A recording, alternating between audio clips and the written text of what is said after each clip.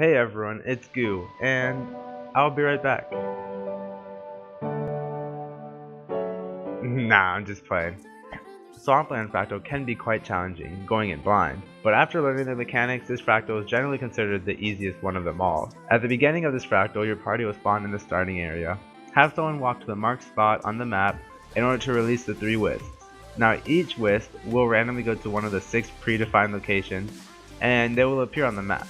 Your party must bring these wisps back to where they were released from, but while bringing them back, you have a time gate of 1 minute and 4 seconds for the lower fractals, and as low as 33 seconds at the higher level fractals.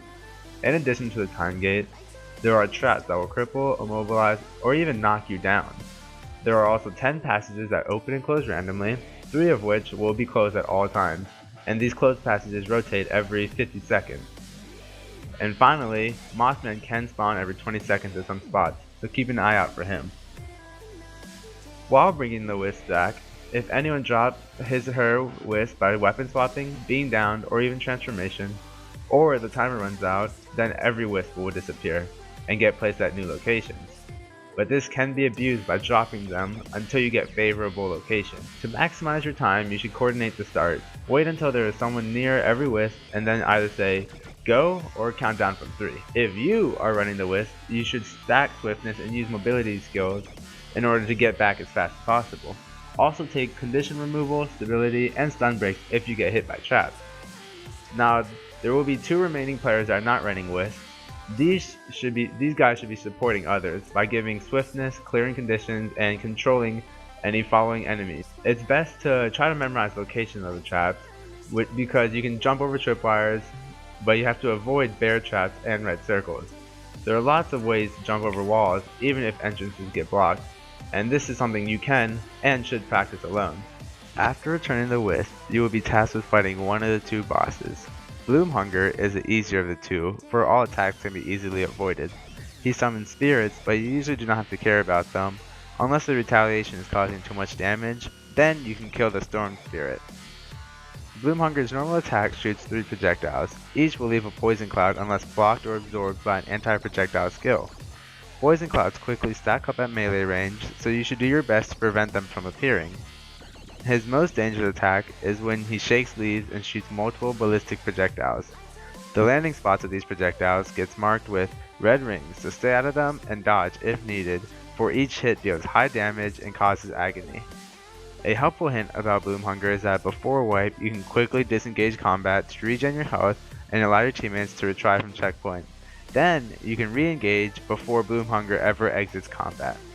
Mossman is the other end boss of the Swampland Fractal. He is a very dangerous enemy because of his stealth and high damage attacks. The most important thing is to remember to rally from the wolves. His normal melee attack does lots of damage and has high range. The high range causes him to often kill unaware secondary targets. Keep him crippled and chilled, and cut at least at max melee range to prevent him from using it. His ranged attack bounces a few times and causes agony. You may even get double agony. If you get hit, you can easily get other people killed, so do what you can to counter it by blocking, dodging, and using anti-projectile skills. In a less coordinated group, the most important thing is to not kill the wolf. There's a high chance that someone will become down, and that wolf could be used to rally off of. Everyone should tag wolves with low damage attacks if possible, while not killing it. But in more coordinated groups that are relying on Aegis or other blocks to mitigate some of Mossman's attacks, you should kill the wolf quickly so that they do not eat up the block. Once in a while, Mossman stealths, which makes his attack hard to avoid because you can't see him or his animations. Keep looking at the minimap to get some idea about his location, and be aware that when stealthing he also summons a wolf. There are 2 ways to end his stealth. Wait until it expires or get hit. If you keep kiting and waiting until it expires, he spends lots of time stealth. It's safer, but makes the fight last longer. If you can afford it, get hit. Mossman always attempts to focus one target. If he is following you, tag the wolf, stand still, and let him hit you. Even if you get downed, you can kill the wolf to rally. Pets and clones can also be used to do this to some extent. After 75%, he will start to throw his axe, which also inflicts agony. Then he will spawn 2 wolves, start chasing his primary target, teleport to him, when close enough, and do his lethal dual melee attack. The melee attack again has huge range, so dodge away from him to avoid him from turning and potentially killing other players. He literally won't do any other attacks when chasing his target, which allows other players to attack him freely. However, after around 10 seconds he will stealth, which makes it much harder to avoid his lethal attack. Also, it will cause him to be stealth pretty much the entire time because he still has his normal stealth. After 25% health, he may transform to different animal forms, with very dangerous leads and melee attacks. But while in animal form, he won't stealth or use ranged attacks.